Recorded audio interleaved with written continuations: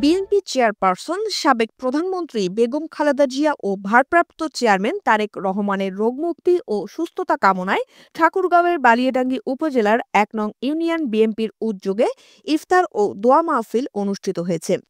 বুধবার লোহাগড়া উচ্চ বিদ্যালয় মাঠে এই অনুষ্ঠানের আয়োজন করা হয়।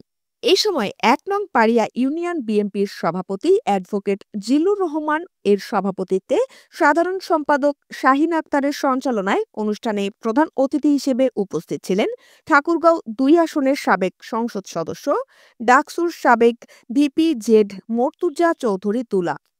আয়োজনে আরও উপস্থিত ছিলেন ঠাকুরগাঁও জেলা বিএনপির সাংগঠনিক সম্পাদক ২ নং চারল ইউনিয়ন পরিষদের সাবেক চেয়ারম্যান মোহাম্মদ আবু হায়াত নুরুন্নবী, বালিয়াডাঙ্গি উপজেলার বিএনপি ভারপ্রাপ্ত সভাপতি অ্যাডভোকেট সৈয়দ আলম ও সাধারণ সম্পাদক doctor T M Mahbubur Rahman, উপজেলা বিএনপির সহসভাপতি ডাক্তার মোহাম্মদ তোফায়েল হোসেন, উপজেলা বিএনপির যুগ্ম সাধারণ সম্পাদক মোহাম্মদ আব্দুর সবুর সহ উপজেলা বিএনপির নেতৃত্ববৃন্দ উপস্থিত ছিলেন।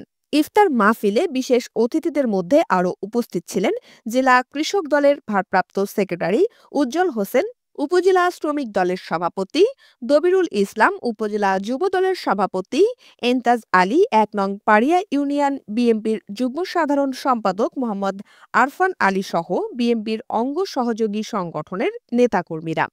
এ সময় ইফতারের আগ মুহূর্তে বিএনপি চেয়ারপারসন বেগম খালেদা জিয়ার রোগমুক্তি এবং বিএনপির ভারপ্রাপ্ত চেয়ারম্যান তারেক রহমানের সুস্বাস্থ্য ও দীর্ঘায়ু এবং বিএনপির সকল নেতাকর্মীদের সুস্থতা ও দেশবাসীর মঙ্গল কামনা করে মোনাজাত পরিচালনা করা হয়।